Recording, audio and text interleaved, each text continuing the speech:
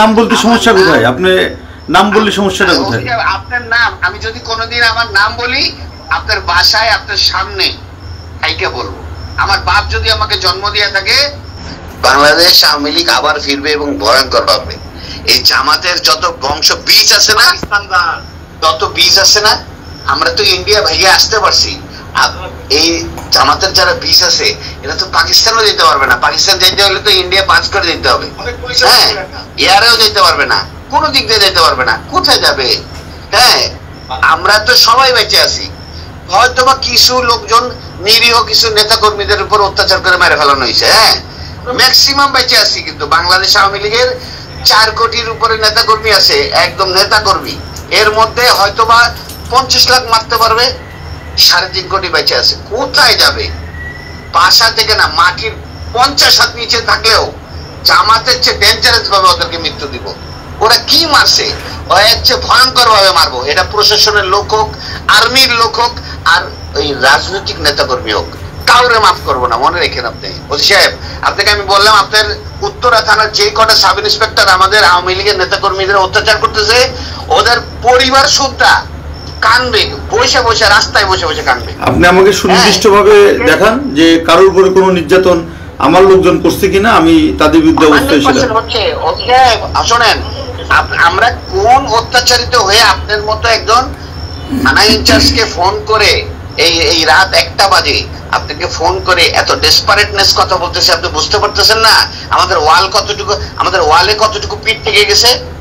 হ্যাঁ সাহেব, আমরা কিন্তু মার্ডার মামলার আসামি, 47টা মার্ডার মামলার আসামি। জানিও না কয়টা মার্ডার করছি। হ্যাঁ, আমি কিন্তু জানিও না যে আমি কয়টা মার্ডার মামলা করছি। কিন্তু আপনারা আমাদের নামে একটি মামলাও, আপনার একটি মামলাও কিন্তু পুলিশবাদী মামলা না। ওসি সাহেব, পুলিশি মামলাগুলো নিছে বিনা তদন্তে। হ্যাঁ, একটা আইন কাঠামোতে কোনোদিন বিনা তদন্তে কোনো মামলা হয় না। আপনার পুলিশ এতগুলো মারা গেল, কই আপনার তো একটা মামলা ফাইল করতে বললেন না আজ পর্যন্ত? ওসি সাহেব, এটা তো আমাদের ব্যর্থতা।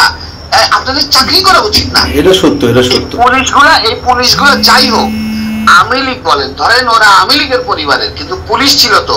এতগুলো মারা গেল, আজ পর্যন্ত তো কেউ, আপনারা 10 জন পুলিশ এক জায়গায় দাঁড়াই তো বলতে পারলেন না একজন প্রেগনেন্ট মহিলা পুলিশ, একজন সাধারণ অফিসার, তার মতো মহিলাকে এত নৃশংসভাবে মার্ডার করলো। সে তো এই প্রেগনেন্ট অবস্থায় তো কোনো জামাতের নেতা বা কোনো ছাত্রকে মারতে যায় নাই, তো তাকেও মেরে ফেললো। কই আপনারা তার মামলাটাও তো করতে পারলেন না।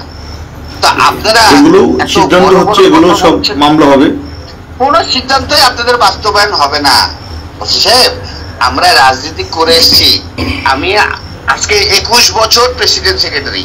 আমার কি ওই ধারণা নাই বাংলাদেশের রাজনীতি কোন দেশের মানে কথায় চলে? হ্যাঁ, আমেরিকা কয়দিন সেভ করবে সাহেব? ঠিক আছে, আপনি, আমরা ছোট চাকরি করি, ছোট মানুষ, আপনি ই করেন। আপনি আমার থানা যে না সাহেব, আপনার তো ছোট মানুষ, কিন্তু আপনার কার্যক্রম তো বড় বড়। আপনার কার্যক্রম ঠিক করেন ওসি সাহেব। হ্যাঁ, আল্লাহর কসম, আমার কার্যক্রম যদি কোনো অপরাধ থাকে, এটা আমার কর্তৃপক্ষ বা আমার উপরওয়ালা আছে, সে দেখবে। তবে আমার কোনো অফিসার যদি অন্যায় করে থাকে, আপনি সেটা আমাকে দেন, আমি সেটা দেখব। আমার বিরুদ্ধে যদি কোনো অভিযোগ থাকে সেটা দেন, আমি সেটা জবাব দেব। ওসি সাহেব, আপনার বেতন কিন্তু আপনার ঊর্ধ্বতন কর্মকর্তা দেয় না। আপনার বেতন কিন্তু বাংলাদেশ গণপ্রজাতন্ত্রী সরকার, বাংলাদেশ প্রজাতন্ত্রী সরকার, মানে আমি যদি কোনো, আপনি প্রায় 10 মিনিট কথা বললেন আমার সাথে, এর মধ্যে যদি একটি অভিযোগ আমার বিরুদ্ধে দেখান যে আপনি দেখাতে পারছেন কিনা, এভাবে গড়ে কথা বললে তো হবে না। আমি আপনাকে প্রমাণ, আপনি পরিচয়টাও দেন নাই, আপনি কে, আপনি পরিচয়টাও দেন নাই। আমি আপনাকে আমার সম্পূর্ণ ডিটেইলসই বলছি, শুধু নাম বলি না। নাম বলতে সমস্যা কোথায়? আপনি নাম বললে সমস্যাটা কোথায়? আপনার নাম আমি যদি কোনোদিন আমার নাম বলি, আপনার বাসায় আপনার সামনে কাইকে বলবো।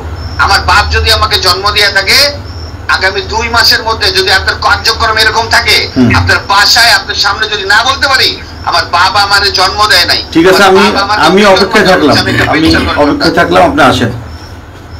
হ্যাঁ, আমি আপনাকে মনে রাখেন, আপনি আরেকবার আরো যদি এরকম আপনার কার্যক্রম চলে, আগামী 2 মাসের মধ্যে আপনার সঙ্গে আমার একদম সরাসরি দেখা হবে। এবং আমার নাম আপনার যদি সরাসরি আপনার মনে না থাকে, আমার বাপ আমার জন্ম দেয়নি। ঠিক আছে, আপনি আসেন, 2 মাস ওয়েট করুন। আর্মির হেল্প নিয়েন আপনি ওসি সাহেব, যদি আপনি এরকম কার্যক্রম থাকে, আপনি বাংলাদেশ আর্মির হেল্প নিয়ে। ঠিক আছে, অপেক্ষা করলাম আমরা। আসেন। জি জি, থ্যাংক ইউ স্যার।